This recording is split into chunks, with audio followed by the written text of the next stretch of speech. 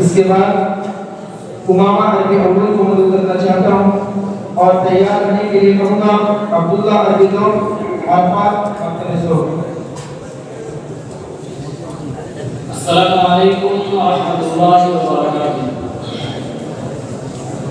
نحمده ونصلي على رسوله الكريم اما بعد فاعوذ بالله من الشيطان الرجيم بسم الله الرحمن الرحيم وما ارسلناك الا مبشرا ونذيرا صدق الله العظيم معزز اساتذہ اکرام باعث تشریف آور مہمانان اکرام حاضرین انجمن میرے عزیز بھائی اور دوستوں، میں آج کی اس فضل پربہار میں سیرت نبوی صلی اللہ علیہ وسلم کے متعلق کچھ لفظ گشائی کرنا چاہتا ہوں، اس امید کے ساتھ کہ میری باتیں بغور سنی جائیں گی۔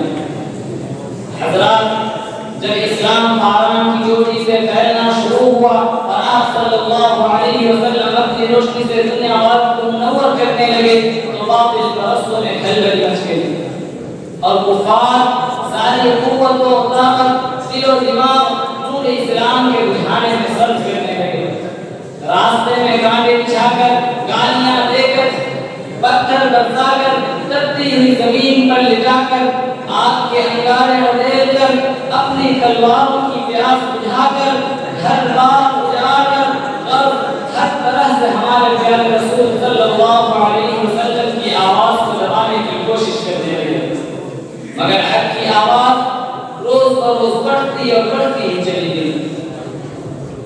میرے عزیز ساتھیوں، سنسار نبوی محرم کا مہینہ ہے کہ مکہ کے تمام لیڈروں نے ایک میٹنگ کی جس میں ابو جہل نے پوری قوم کو للکارا کہ اے غیور العرب، جس کو ہم بچہ کا کھیل سمجھ رہے تھے، آج وہ ہمارے دین اور عزت و آبرو کے لیے طوفان بن چکا ہے۔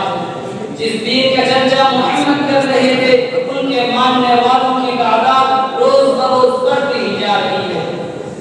ہمارے خداؤں کی توہین کی جا رہی ہے، ہمارے خداؤں کو جھٹلایا اور ٹھکرایا جا رہا ہے۔ اس لیے اے عرب کے بہادروں، اب پوری طاقت سے آگے بڑھو، ورنہ دین دور نہیں کہ مکہ سے ہمیں ذلیل و خوار ہو کر نکلنا پڑے گا۔ ابو جہل کی تقریر نے پوری قوم کو گرما دیا، طرح طرح کی تدبیریں پیش کی گئی۔ بڑی دیر کے بعد یہ ہولناک تدبیر پاس ہوئی کہ محمد اور ان کے ماننے والوں کا بالکل بائیکاٹ کر دیا جائے، ان سے خرید و فروخت، سلام و کلام اور لین دین بالکل بند کر دیا جائے۔ چنانچہ ایک عہد نامہ لکھ کر خانہ کعبہ کی دیوار پر لٹکا دیا گیا۔ یہ پوری قوم کا فیصلہ تھا، اس کے خلاف کرنے کا کسی کو اختیار نہ تھا، کسی کی مجال نہ تھی۔ ادھر مسلمانوں کو شہر ابی طالب میں بند کر دیا گیا، مسلمانوں میں بچے، بوڑھے، جوان، عورتیں سب تھے۔ راستے میں پیڑے بچھا دیے گئے، کھانے کے سامان آہستہ آہستہ ختم ہو گئے، درختوں کے چھالے کھا کھا کر، کانٹے چبا چبا کر دن کاٹنے لگے۔ صرف ایک دن یوم حج کے لیے پابندیاں ہٹائی گئی۔ مسلمان گھاٹی سے باہر آئے، کپڑے پھٹے ہوئے، آنکھیں دھسی ہوئی، قدم لڑکھڑا رہے تھے۔ میرے عزیز ساتھیوں، قربان جائیں ان مسلمانوں پر جن کی زبان پر کوئی شکایت نہیں تھی۔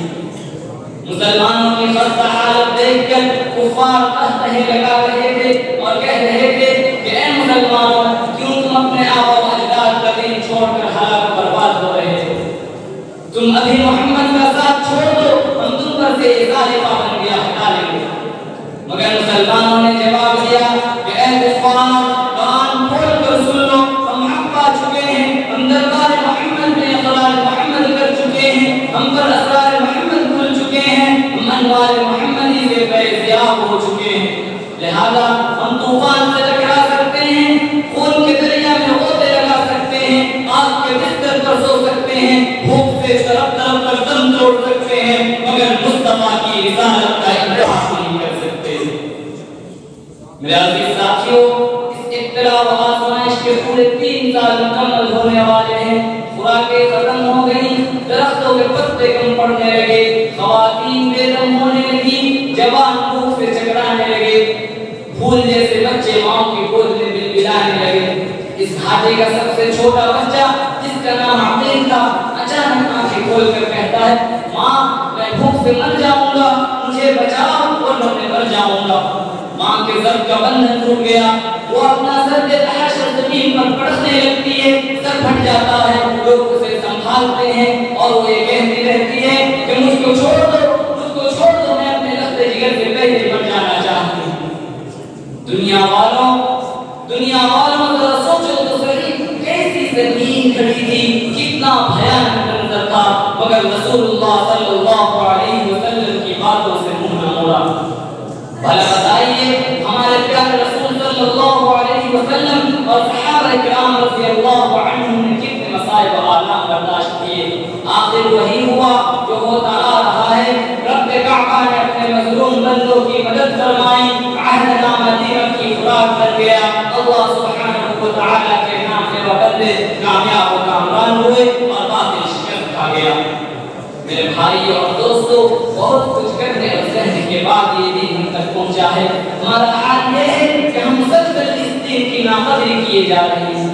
خاتم النبیین پیارے رسول صلی اللہ علیہ وسلم ہمیشہ اپنی امت کے لیے غمگین رہا کرتے تھے۔ وہ پیغمبر جو رات کی خلوتوں میں، دین کی جلوتوں میں، مکہ اور مدینہ میں، بدر و احد میں ہماری فکر میں ڈوبے رہتے تھے، جو پیغمبر مدین جوانی اور بڑھاپے میں، بیماری اور تندرستی میں ہمارے فکر میں غرق رہتے تھے، جن کے دل میں اطہر پر پتھر برسائے جاتے تھے، جو ہمارے لیے رو رو کر مغفرت کی دعا کرتے تھے۔